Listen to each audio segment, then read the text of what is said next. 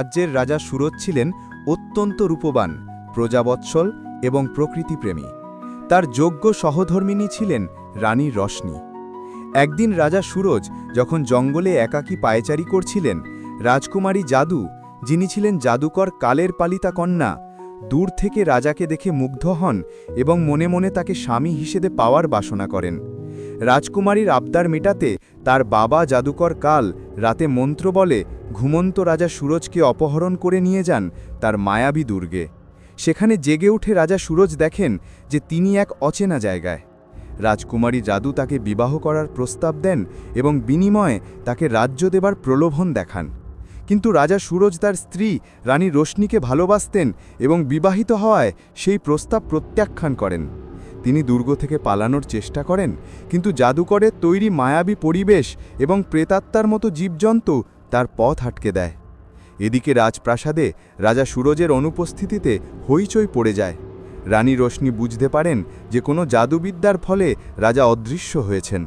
তিনি মন্ত্রীকে বলেন রাজসভায় যেন জানানো হয় রাজা অসুস্থ, আর নিজে একটি কালো চাদর মুড়ি দিয়ে রাতের অন্ধকারে স্বামীর খোঁজে বেরিয়ে পড়েন।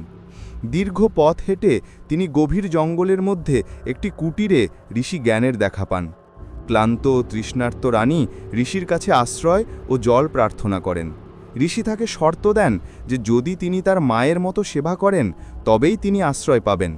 রানী রোশনি সানন্দে রাজি হয়ে যান এবং খড়কুটো জ্বালিয়ে কষ্ট করে ঋষির জন্য রান্না করেন। রানীর সেবায় সন্তুষ্ট হয়ে ঋষি জ্ঞান তাকে বলেন যে তার স্বামী উত্তর দিকের এক মায়াবী দুর্গে বন্দী। ঋষি রানীকে একটি অলৌকিক চালের দানা দেন যা শুধুমাত্র একবার ব্যবহার করা যাবে এবং তা জাদুকরের মায়াজাল ভাঙতে সক্ষম। ঋষির কথা মতো রানী সেই মায়াবী দুর্গের সামনে পৌঁছন। দুর্গে প্রবেশ করতে গেলে জাদুকর কাল এবং তার রক্ষাকারী মায়াবী জীবজন্তুরা রানীকে ঘিরে ধরে।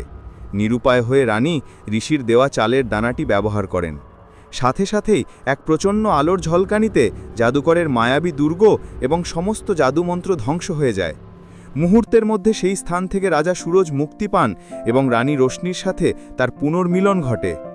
অন্যদিকে জাদুকর কাল এবং রাজকুমারী জাদু সমস্ত শক্তি হারিয়ে হতবাক হয়ে পড়েন।